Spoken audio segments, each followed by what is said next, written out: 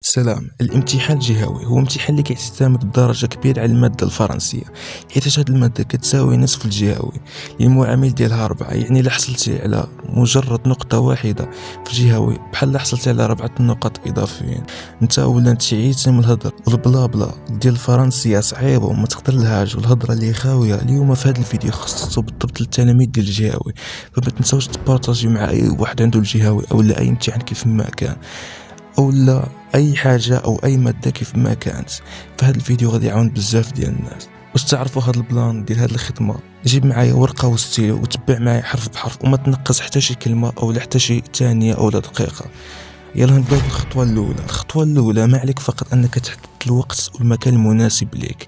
هذه كتبان حاجه اللي تافهه كيعودوا لها بزاف في الفيديوهات، ولكن حاجه اللي كتلعب على الدماغ وكتلعب على العقل بزاف وتخليه وجه لاستقبال داك الفهم او الاستيعاب.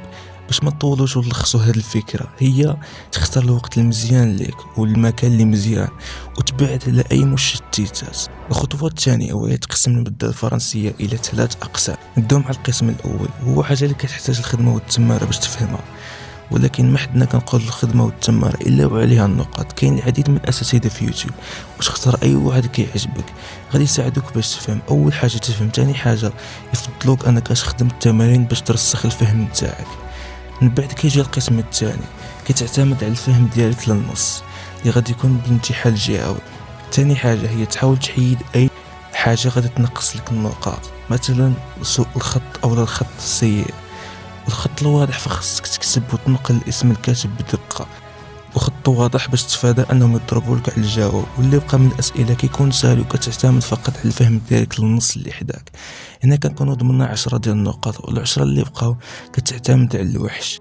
ومنين كنقولوا الوحش يعني الاكسبريسيو اكريت، منين تسمع هذه الكلمه فما تخلعكش في هذه الكلمه تكون للصالح ديالك، لانك منين غادي تكون تخدم لي شابيتر في المواضيع اللي كيكونوا في الشابيتر هما اللي غادي يتحطوا لك. فمثلا في لوباطو ميرفاي او لا في شي شابيتر كيف ما كان، راه الموضوع اللي كاين في شابيتر يعني اي تحط لك باش تضمن النقاط. هنا خاصك منهجيه ناضيه اللي تقدر تلقاها في يوتيوب او في جوجل او لا تصاوبها انت وتعقل عليها.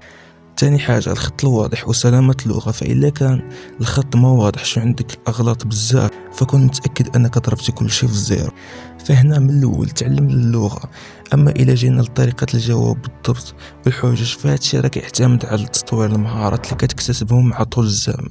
فكل ما خدمتي في الامتحانات الجهويه اكسبريسيو اكريت فكون متاكد المهارات ديالك غادي تطلع وتزيد في النيفو. هكذا نكونوا ضمننا الحصول على نقطه عاليه في اللغه الفرنسيه. خلاصة القول، الفرنسيه ماده محوريه في الامتحان الجهوي اللي تقدر تطلعك او لا تهبطك، انت اللي تقدر تتحكم فيها.